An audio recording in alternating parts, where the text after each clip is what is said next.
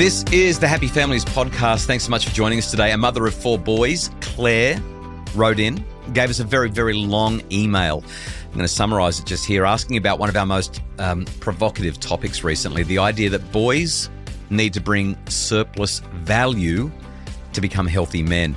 In my new book, due out next year, Boys, I talk about how healthy masculinity means helping the people around you to feel safer and stronger. Richard Reeves, in his book of Boys and Men, calls it surplus value. So Claire is raising her sons to be honest and kind and brave, but she's worried that we're telling them that they're not enough as they are. She says, and here's the quote, "If I was told as a young girl that I needed to bring surplus value, my confidence and self-worth would have been pretty shaken." So I think that's a fair enough statement, and it cuts to the heart of how we develop healthy masculine identity in a world where boys are increasingly told they're either toxic or irrelevant. Today, we're diving deep into what surplus value actually means, why scholars like Richard Reeves and the very outspoken Scott Galloway believe that it's crucial for boys, and how it's not actually about worth. It's about something more fundamental. Stay with us. Hello, thanks for joining us on the Happy Families podcast, Australia's most downloaded parenting podcast. We are Justin and Kylie Coulson, parents of 6 kids, and today an email about this idea of giving more than you take as a marker of masculinity. Kylie, Claire sent this email through, perfectly captures the tension that a lot of parents are feeling today. She's doing everything right, raising her boys, they're aged 10 to 17, to be honest and kind, and she's married to a man who is embodying, in her words, healthy masculinity and fighting against a culture that increasingly views boys as problematic by default. And she just says she's witnessed mums saying that they're so pleased they don't have to have raise boys, like parents like us that are raising girls, in front of the kids. And her teenage girls question, what's the point of boys? And she's obviously concerned about creating an environment that pushes young men towards figures like Andrew Tate. Whether you agree with it or not, once upon a time, gendered roles were very clear. Yeah, no doubt. There was direction and clarity around what a boy did and what a girl did, what a man did, what a woman did. And while we have come leaps and strides in recognizing that it was actually a really small box that we were defined well, girls were particularly. In so many ways, opening that up and giving all of the options that are available has actually taken away all the parameters. And now there's no clarity. And I think our boys particularly are struggling. Well, and the evidence certainly points in that direction. That's the great challenge. So boys are struggling from a mental health point of view, from an academic point of view, from a job point of view, from a university and educational scholastic point of view. It doesn't really matter what you look at. Yes, boys are usually at the top of a handful of very important tables, but they're also at the bottom. Right down there at the bottom. And overall, on the average, we're seeing girls not just sprinting ahead, but they're leaps and bounds ahead, which is great for the girls, but we need to create a system that brings everybody up. We don't want to have one. I mean, there was a sexual revolution and a gender revolution because the girls were in that box and they've been freed from that box. But now we don't want their success to be at the expense of boys. We want everyone to have the same opportunities for success. So Claire's heard us talking about this idea of boys needing to first learn masculinity and then earn masculinity by bringing surplus value. We've talked about that on the pod a couple of times while I've been writing my boys book, which will be out next year. I'm so excited about the progress we're making on it now. It's going to the publisher in the next couple of weeks. Woo-hoo. I know. But that concept is not my concept. I've put new words around it, new framing around it, and given it new context for the book. It's been popularised in recent years by scholars like Richard Reeves and Scott Galloway. It was originally articulated by an anthropologist called David Gilmore, and it's landing not quite right for Claire, and she's not the only person. I've had this pushback a couple of times now. So I think this is a profound, really simple, but really profound question. Are we telling boys that they're not enough as they are, that they need to be more to be different? That's literally what she wrote, and I love that. Here's what she said in her email. "I'm raising my boys to know that they have value just by being themselves, and the idea of surplus value feels like it contradicts that fundamental truth." Let's unpack this a little bit more, this concept of surplus value and what it actually means and why it might be more important and less threatening than it initially sounds. Okay, so this is not a conversation about worth, which is where Claire has gone, and it makes sense because we're using the word value. Like, am I valuable as a person? It's really a conversation about identity and purpose. What do I mean by that? It's recognizing that boys and men typically develop identity and self-worth differently than the way that girls and women do.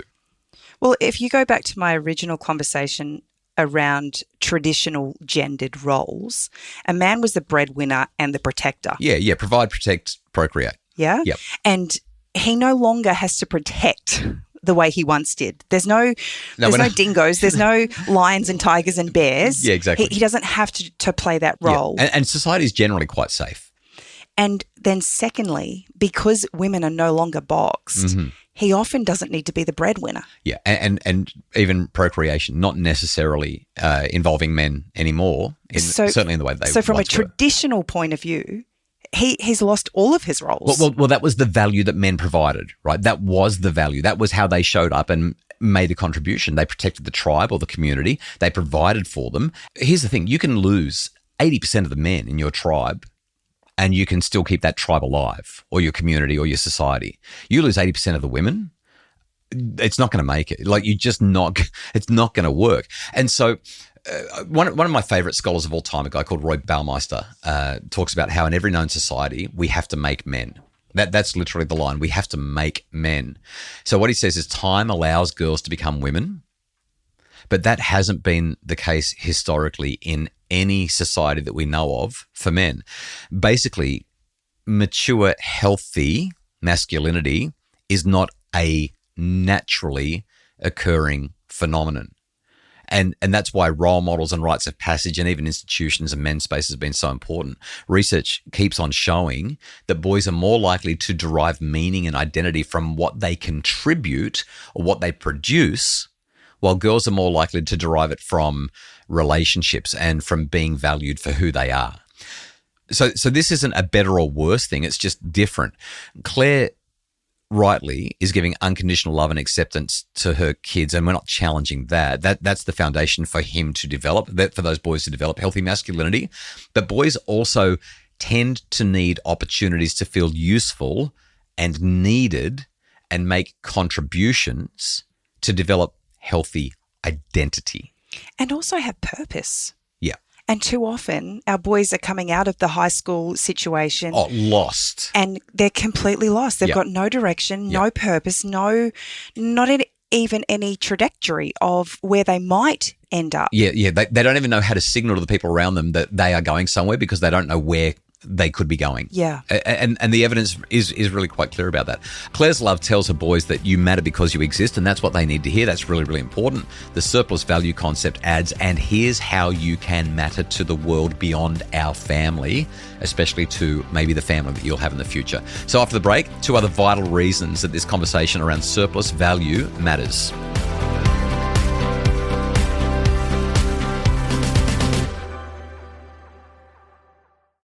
Okay, Kylie, surplus value, it matters for men in ways that we've been talking about already, but there are 2 more big things that I want to talk about.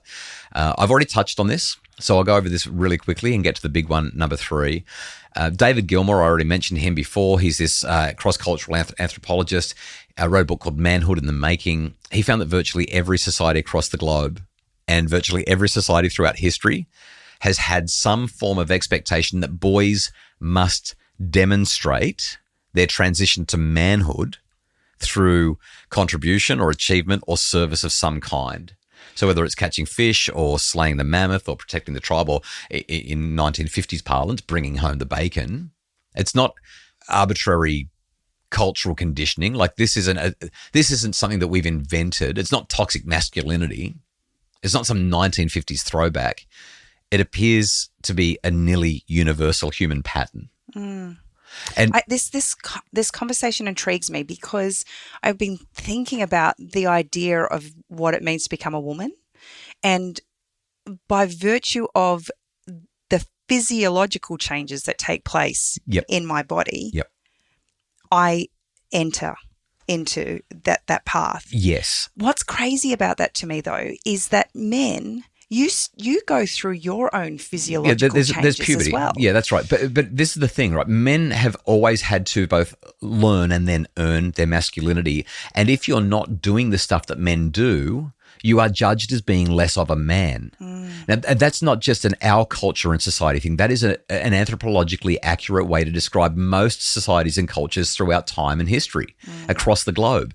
If you're not doing so once you're a woman, nobody says, oh, because you're doing that, you're not much of a woman anymore. Like you don't have your femininity stripped. Once you're a woman, you're a woman. But for men, they have to earn that masculinity. And then if they stop producing, they stop contributing, they stop adding that surplus value that they've added, people look at them and say, well, what sort of a man are you? Like that's a phrase that we use in Australia. What sort of a man are you? But you never look at a woman and say, what sort of a woman are you? Like that's just not asked. It's a different question. It's a different, well, it's not a question at all. It doesn't happen. This is really curious to me, and I might be going a little bit off track, but there's this emphasis that as men, we need to bring surplus value to the world, but we're not asking that of women. Is that because as women, generally speaking, we're the nurturers, we're the carers, we provide the emotional framework for society, and as such, we bring something to the world that, generally speaking, men don't? I think that could potentially be part of it, but more than that, throughout all of humanity's evolutionary history, regardless of your perspective on how we got to be who we are, society has evolved through the centuries and through the millennia. And throughout all of that time, because women are the nurturers and the ones who bear children, that's right. What they have always done, what women have always done is looked for the very best genes to pass on or to mate with and to create offspring with. And so if you're a female, whether it's an ancient tribe or in modern Sydney, Melbourne, Brisbane, Australia, whatever it is, you're looking for the person who is going to be able to demonstrate their fitness. And how do you demonstrate fitness? You demonstrate fitness by adding value to the lives of the people around you. Like if you're selfish, if you're narcissistic, if you don't look after anyone except yourself, then no woman is going to look at you and say, you are exactly what I need and exactly what our children will need. Whereas if you're the one who goes out and you slay the woolly mammoth, or you catch enough fish for the village, or you go off to battle and you win the war and you take the scalps or whatever it is that you're doing, and you come back and everyone says you were the hero, and then you can be modest and humble about it and say, well, it was a team effort and we all worked really hard, you become increasingly desirable. And therefore, the men across the eons of time who have consistently produced have become the ones who are the most manly, most healthy, and most sought after. Now, that has been abused over time. I'm not saying that's perfect. I'm not saying that's exactly the way it always should be or whatever it is. The key insight is not that this is how it should be. The key insight is that ignoring this pattern leaves a lot of boys and men without a clear pathway to healthy masculine identity. And society's job is to provide constructive channels for this drive. If society doesn't, then boys will often find destructive ones. That's exactly why Claire's worried about figures like Andrew Tate showing up and misdirecting her boys. And to be clear, her boys sound like they're great kids. They're aged between 10 and 17, surrounded by family and love and really clear values. But what happens when they hit 22 or 25 or 32? A lot of young men today report, as we've already sort of touched on, feeling directionless. A lot of them literally say, I feel unnecessary. You look at some of the young men that we work with and some of the things that they say. No one will ever love me. I'm not providing anything. I'm not showing any direction, and I'm being ignored by the girls. And it's not because they're not loved enough at home. It's not because they didn't come from stable families. It's not because they misunderstand their value as humans. It's because they don't know how to be useful. And if they're not being useful, they're not signaling to prospective partners and mates that they're going to be wonderful husbands and fathers. That is the thing. Being useful helps men feel more valuable. What's the last one? Yeah, we need to wrap this up. So this is why I've written the book. We're seeing unprecedented rates of young men dropping out of education, struggling with employment, delaying traditional markers of adulthood. Like that's why we call it adolescence. Adolescence flows into adolescence now, and experiencing mental health challenges. And I think a lot of this stems from a lack of clear expectations and pathways for young men to feel needed by their communities. And I think Claire's right to worry about the cultural messaging that boys are receiving today, because it is horrendous. If you look at what the news shows about what young men are getting up to, it is just brutal. But the answer is not to pretend that boys and girls develop identity identically. That's a tongue twister for you. It's to provide positive frameworks for masculine development before the boys gravitate towards the negative ones. So, Kylie, I'd probably wrap it up with this.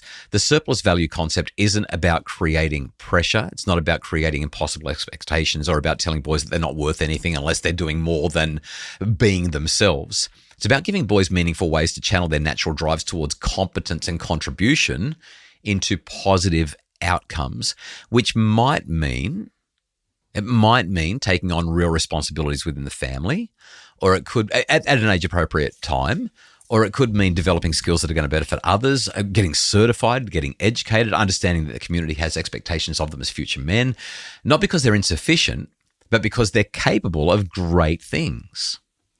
And I think that if I was going to tweak this idea of surplus value, for me, the word is contribution. What contribution are we willing to make? Yeah, that's why we tell our daughters to look for the chair stackers at the end of the night.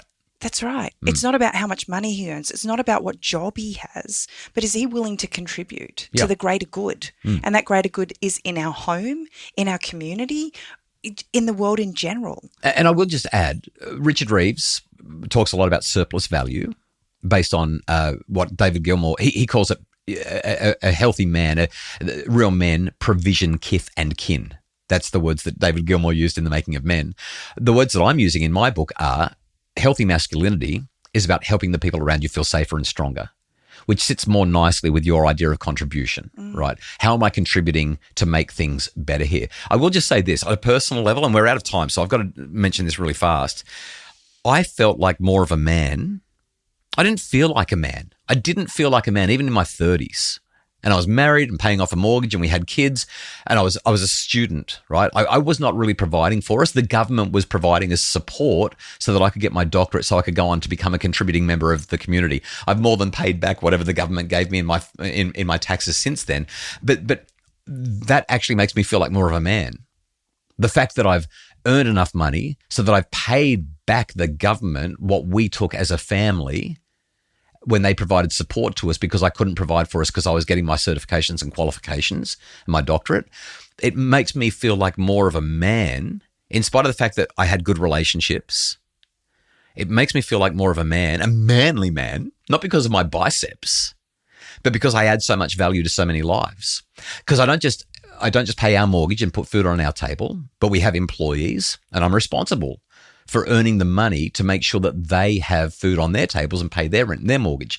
And I also pay tax, which means that I'm supporting people in the community who can't provide for themselves or who maybe are looking forward to one day doing the sort of thing that I'm doing, that is earning enough money to pay tax because they're getting their certification. So my taxes help them to do that. But again, I don't even think that this is necessarily all about finances. No, it's about having impact and helping and lifting and making a difference. And so having somebody like Claire come to you because they know that this is a safe place where they can have an open dialogue around how she helps her sons, kind of move through life in positive ways is the biggest contribution that you get to make. You can sign up to get details about the boys' book, which will be out early next year. If you'd like to be on our mailing list, just go to happyfamilies.com.au and sign up, or check the show notes. We will link to where you can sign up for first bites of the book in the show notes.